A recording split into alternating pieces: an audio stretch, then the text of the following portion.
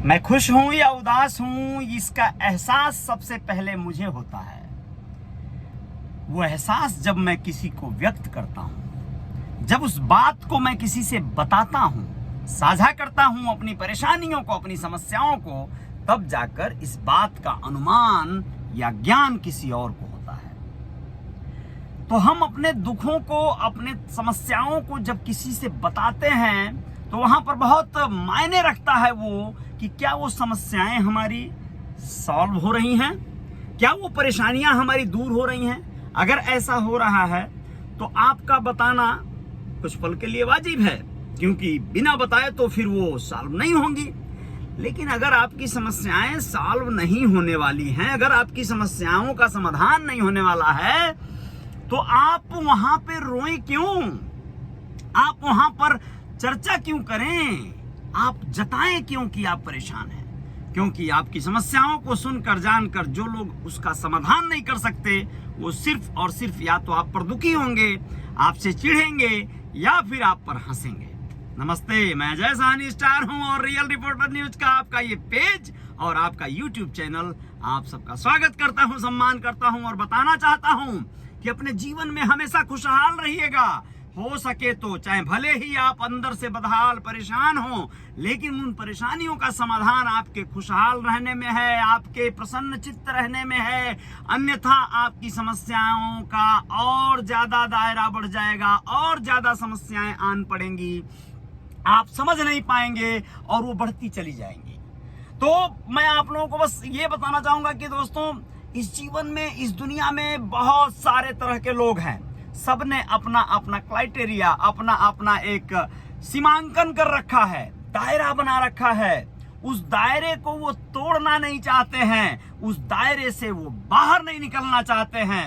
मैं आप लोगों को बताना चाहता हूं, मैं ऐसे ऐसे लोगों को देखा हूं, कोई जो जिस जीवन में जी रहा है उसी में रम गया है भाई, उसी में जम गया है। जैसे बर्फ में कोई भी चीज जम जाती है, वैसे ही वो जम गया है, वो बदलना ही नहीं चाहता।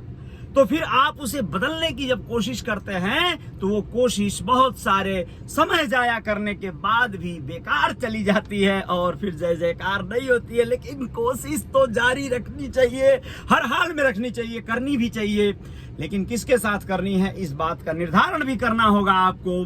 आप लोगों को बताना चाहूंगा कि जैसे मान लीजिए, आप देखे होंगे ऐसे बहुत से लोग हैं जो कोई भी एक कार्य करते हैं, तहसील पे उनका आना जाना है, तहसील में वो दलाली करते हैं या कोई भी वकालत करते हैं या इस तरह की कोई गतिविधियां हैं उनकी, तो फिर वो उन्होंने परिधि बना रखा है, वही उनका जीवन है, वही उनकी दिनचर्या है। वहां से घर और घर से वहां, वहां से बाजार, होटल, चाय कॉफी, दोस्तों से थोड़ी गप, बस बहुत खत्म कहानी। मैं आप लोगों को बताना चाहता हूं कि जब कोई कहता है ना, कोई नेता कहता है कि भैया हम तो बहुत काम किए, और जब उसी से संबंधित पब्लिक कहती है कि हम लोग तो काम नहीं किए, हमको आवास नहीं मिला, तो ये जो आवास के चक्कर में अपनी जिंदगी का सत्यानाश करने के लिए तुले हुए लोग होते हैं, कई बार तो कुछ समृद्ध लोग, संपन्न लोग भी अपने नेताओं से, अपने प्रधान आदि से नाराज हो जाते हैं। कहते हैं हमारा प्रधान, हमसे कौन सी दुश्मनी थी, कौन सी उसे अपने घर से देना था, भैया हमको तो आवास नहीं दिया। यार तुम ऐसा क्यों सोचते हो? तुम्हें आवास नहीं मिला, तुम्हें आवास मिल भी जाता तो कहां मिलता? सोच कर देखो जरा। तुम्हारी ही अपनी जमीन पे तुम्हें कुछ पैसे फाइनेंस हो जाएंगे, सरकारी खातों से चले आएंगे, कमीशन काट कर तुम्हें मिल जाएंगे, दलाली लेकर तुम्हें मिल जाएंगे, और तुम उस पैसे से किस्तों में अपना घर बनवाओगे, एक बार दीवार उठवा लोगे, एक बार लिंटर लगवा लोगे, तुम्हारा जीवन खुशहाल तो हो जाएगा। लेकिन ये तुम्हारे लिए, यानी सबके लिए नहीं लागू होता है। जिनके पास कोई विकल्प नहीं है, कोई समाधान नहीं है, कोई रास्ता नहीं है, उनके लिए तो ठीक है यार।